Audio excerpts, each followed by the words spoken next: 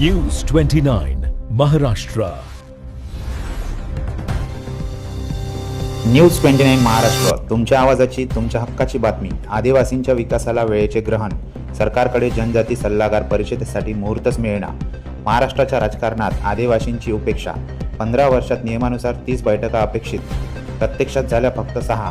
त्यामुळे कुठल्याही परिस्थितीत आदिवासी समाजावर देखील अन्याय हे सरकार होऊ देणार नाही.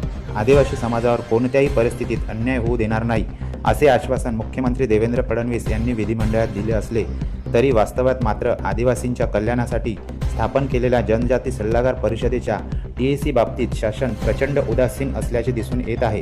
भारतीय संविधानाच्या 5व्या अनुसूचीनुसार आदिवासींच्या हिताचे रक्षण करण्यासाठी या परिषदेच्या वर्षातून किमान 2 बैठका होणे बंधनकारक आहे.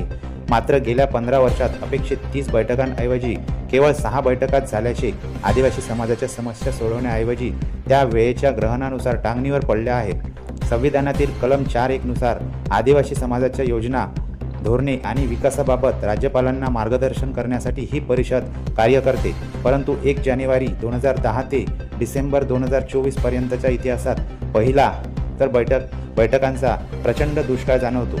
आश्चर्याची बाब म्हणजे महायुती सरकार सत्तेत आल्यापासून आणि मुख्यमंत्री देवेंद्र फडणवीस यांनी शपथ घेतल्यापासून 1.25 वर्षात या परिषदांची एकही बैठक झालेली नाही. आदिवासींच्या कल्याणाचा मुद्दा केवळ आश्वासनापुरतच मर्यादित राहिला आहे का, असा प्रश्न आता उपस्थित होत आहे. या उदासीनते विरुद्ध 13 मार्च 2026 रोजी आदिवासी समाजाच्या 22 आमदारांनी राज्यपाल जिष्णुदेव वर्मा यांची भेट घेतली. ही बैठक तातडीने घेण्याची विनंती केली. मात्र अद्यापही या बैठकीसाठी मुहूर्त सापडेना. राष्ट्रीय जनजाती आयोगाचे माजी अध्यक्ष डॉक्टर रामेश्वर उराव यांनी 2012 मध्ये सुचवले होते की या परिषदेचे अध्यक्ष राज्यपाल आणि उपाध्यक्ष मुख्यमंत्री असावेत, जेणेकरून निर्णयाची अंमलबजावणी वेगाने होईल. ट्रायबल फोरमचे पुंडलिक मेश्राम यांनी टीका केली आहे की कागदावर तरतुदी असूनही शासन वेळा काढूनपणा करत आहे. आदिवासी समाजातील रिक्त पदांची भरती, जमिनीचे हक्क आणि कल्याणकारी योजनांचा लाभ यांसारख्या गंभीर प्रश्नावर चर्चा करण्यासाठी सरकारकडे वेळ नाही का, हा संतप्त सवाल आता विचारला जात आहे.